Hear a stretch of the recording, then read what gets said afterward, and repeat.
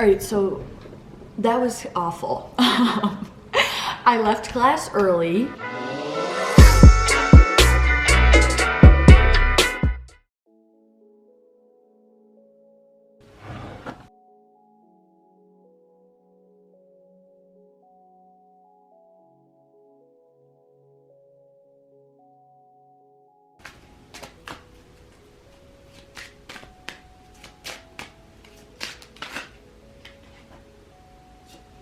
So I really just like to pull some cards in the morning. I honestly have just started to do this just because it just really helps to like ground me, I guess you could say. And then I'm going to go into my journal and write a gratitude list, some affirmations, and read over my goals list.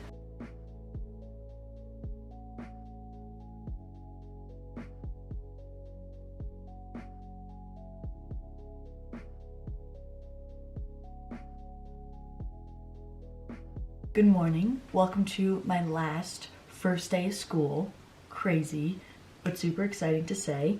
I feel like I'm having an out-of-body experience. I never wear flannels, like ever. Like, I'm not joking, I don't know the last time I wore a flannel, but for some reason I felt called to put it on today. Not sure this is gonna last throughout the whole video, but it's on right now. So today is my first day of my last semester of college. I go to Penn State University. I'm studying supply chain management, so I'm in the business school there, and then I'm also minoring in entrepreneurship and international business. Because of the pandemic, everything is online, so that's why I am able to be in Park City, Utah. I have 4 classes today, which is gonna be brutal, from 8:35 all the way until 2:20. Jam-packed day. I also need to make sure that I apply for graduation today. I'm gonna go try to make some breakfast beforehand. It's like 8:15 right now.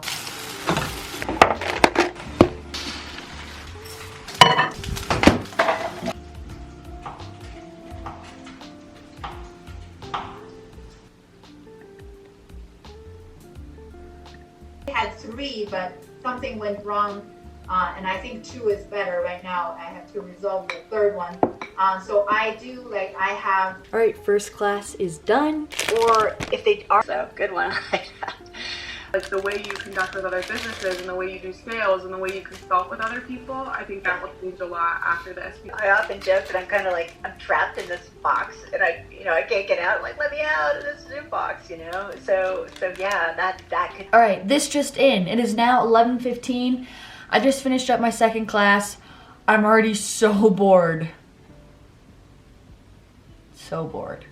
But last semester I could get through it. I wanted to share with you guys like what classes I'm taking. A lot of people's last semester of college is pretty like easy because like usually they've gotten a lot of their classes done out of the way earlier. But since I went abroad a year ago, so like last spring semester, it kind of messed everything up a little bit just because I couldn't continue taking my in-major courses. So now this semester is quite challenging for me. I'm still only taking 5 classes, which is normal for like a Penn State student. I'm taking 15 credits. These are pretty much all mandatory that I need to take in order to complete a supply chain degree. So I didn't really choose any of these. These are pretty much just kind of what was in my path. So the first one that I'm taking is BA 411, which is Analyzing Business and Industry. Sounds thrilling. The next one I'm taking is B Law 341, which is business law. And this is basically just where I'm assuming I'm going to be learning all about the laws when it comes to starting a business and just running a business in general. Next is IB 403, which is international business and national policies.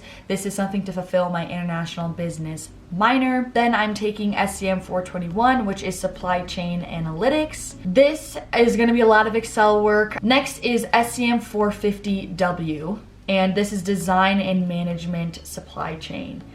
Don't really know what's going to be going on in this class. The kicker is that you're technically not really supposed to take 450W and 421 concurrently, but since I was abroad, I basically, like I said, kind of got screwed over, and now they kind of have ended up merging in one semester. And don't worry, I did get permission to take both of them concurrently.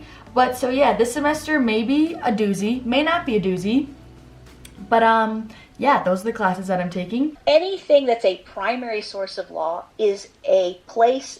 The bill was a bill that was introduced in U.S. Congress. The bill would land on the desk of the President of the United States. The President then at that point has the option to sign the bill into law, which means it automatically becomes law, or becomes law when he signs it. He can veto. All right, gonna be honest, I'm dying, but last class, here we go. You can make. You guys, that was so bad. All right, so that was awful. I left class early. I knew scheduling 4 classes that are each an hour and 15 minutes long, back to back to back to back, would be quite challenging for me, but it's only one day a week. It's only Tuesday, so I guess we're just starting off with a bang, but that was rough. So I'm gonna make lunch now, and then it's a beautiful bluebird day as always, and I just really wanna get outside. That's the other thing. I'm like staring at this lecture, and then I just am right next to a window, and I'm like, I need to get out of here.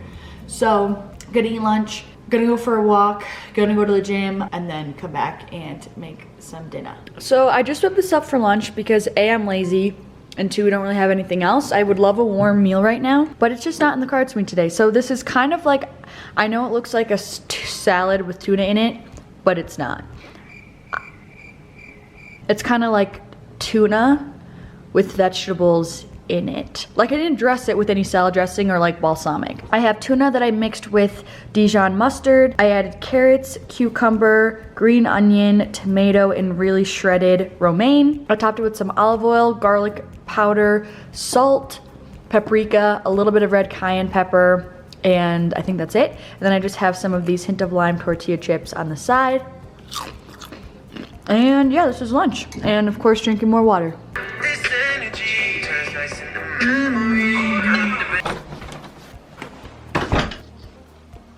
I just got back from my walk. I went for about like 30 minutes, and I'm gonna go to the gym, and I am like just not hungry, and I really have been trying to eat more because I really want to put on a little bit more muscle, as much muscle as I can, before I kind of start to cut for summer again. So I'm making myself eat something before I go train. I'm having just a half a serving of this Kellogg's protein cereal, and it's actually pretty good. The macros are pretty good, honestly, but the only thing is that there is soy protein in this, and honestly, soy protein is like kind of makes me bloaty and just doesn't agree with my stomach. So I don't love that factor.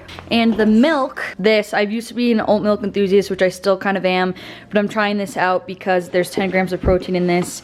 And again, the macros are very good. So I'm having this little bowl of cereal before I go train, and I'm going to do an upper body push day. So like chest, shoulders, and triceps. I really felt like doing a voiceover for today's workout, so here we go. So for my warm-up, I actually did some jump rope. I've been getting back into that, and I've been absolutely loving it. I really like doing it for just some footwork drills as well, and it just makes me feel athletic, and just it really gets my heart rate up really quickly, which I like. So I did that for about like 5 to 8 minutes, and then I did some sets of push-ups for another warm-up. So I did 2 sets of 15 here, but it really depends on the day. Today I was honestly feeling really weak because I just was traveling the week before, so I just was feeling off, but sometimes I'll do 2 sets of 20, just depends on the day. And then I've actually been getting into bench pressing. Now, fun fact, I've been lifting for like 4 or 5 years now, and I really have never bench pressed except for these last like 5 months. I've been just trying to practice. As you can tell, I'm really weak with it still, but just let this serve as like a reminder to you guys that you don't need to be embarrassed if you have to push really lightweight or an exercise still feels really foreign to you. Like I said, I've been lifting for so long and I still have not mastered the chest press. I really have never really done it, but I've kind of have been liking the humbling experience of just like kind of needing to go back to the basics. So here I did 3 sets of 12 to 15, I believe. Then I moved into the incline shoulder press. Now, all the pointers that I'm going to tell you for this pretty much all apply to the chest press as well. So basically, a big pointer that I really recently have learned is to keep a nice, wide, strong stance. As you can see, my toes are light, but my heels are really pushed into the ground, and that really helps me with power and just stability. Also, in regards to my upper body, something that's so important when you're working any sort of upper body group is to keep your shoulders back and down. This really helps to stabilize your whole upper body. You also want to tighten your core to do that as well, but it also really allows you to isolate the muscles that you were then trying to work because you have more stability. So trust me, when I implemented that, it completely allowed me to feel all of these upper body movements so much more. So now I went into an upright row. So when I do this, I like to keep my hands so that when I come up at the top of the move, my hands almost come into my armpits.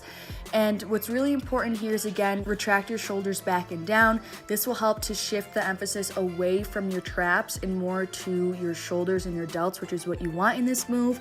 You also want to make sure that you really are pulling up with your delts and not with your hands. Your hands should just be a hook for the weight. And you want to pretend like you are gliding the barbell up along your body. So not touching you, but you want to just keep the barbell nice and close to your chest, gliding up and down your body. Then I supersetted that with lateral raises, and I kind of tend to see a lot of funky form with this. I personally like to kind of keep my line of motion more at a 45-degree angle rather than a 90-degree angle right out from my side. I find this just lets me feel it more in my shoulders. I also think it's really important to keep a slight bend in your arm to protect your elbow from injury.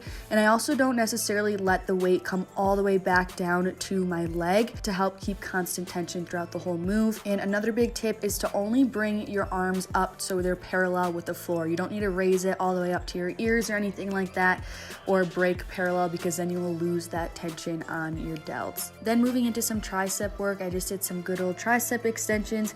Here I like to keep my elbows pinched tight to my side. Everything should be stationary except for your forearms. Those are the only things that are moving. This will really help to have you isolate that tricep. I also like to lean forward just a little bit to help get a better contraction and just isolate my tricep a little bit more. And again, same thing applies. I always retract my shoulders down and back to isolate that tricep. Now moving into a smidgen of bicep work. This is a cable preacher's curl, and this position just really helps to isolate the bicep and eliminate any momentum from the rest of your body. So you just rest your elbows on your knee. Again, the only hinge here is your elbows. Nothing else should really be moving, and you really want to focus on your bicep being what pulls that weight forward towards you. And then finally, I have one last tricep exercise. I don't really know what this is called. Maybe a horizontal tricep kickback. That sounds great. But this one I actually really love to help isolate my tricep as well. And it's just kind of in a different plane of motion. So here it's really important to keep that arm really nice and horizontal. You don't want it moving up or down. You want to keep your upper arm very stationary. Same thing applies. Your elbow is the only joint that is involved in this. And you just want to focus on extending your wrist outward by contracting your tricep.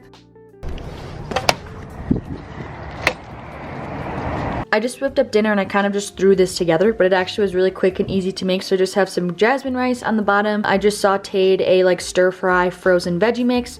Then I have some tilapia here, and then I topped it with some liquid aminos and sesame oil. It's now 7:45 and I realized that I never freaking applied for graduation, which I have to do because it's due in like a week, and I know that if I don't do it now, I'm just gonna forget. So here we go. I think this is kind of new for people because when I say to people, they're like, what do you mean you need to apply? But for some reason with Penn State, you have to apply for graduation. I think it's just to like make sure that I have like all of the requirements. I don't know. We're gonna find out what this process is like. Here I am, major in supply chain, minor in entrepreneurship and international business, baby.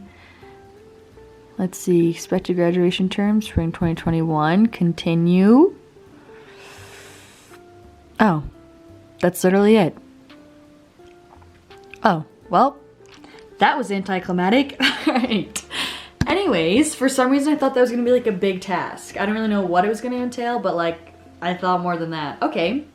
Awesome. That's it for today's vlog. I hope you enjoyed it. I also hope you enjoyed my little upper body workout. It was supposed to be like push oriented, but we got a little bit of everything in there. Thank you guys so much for watching. I'm sending you guys so much love, and hopefully I'll see y'all in the next one. Why did I just say y'all? I'm not sure. Sometimes it just comes out. Okay, peace and love.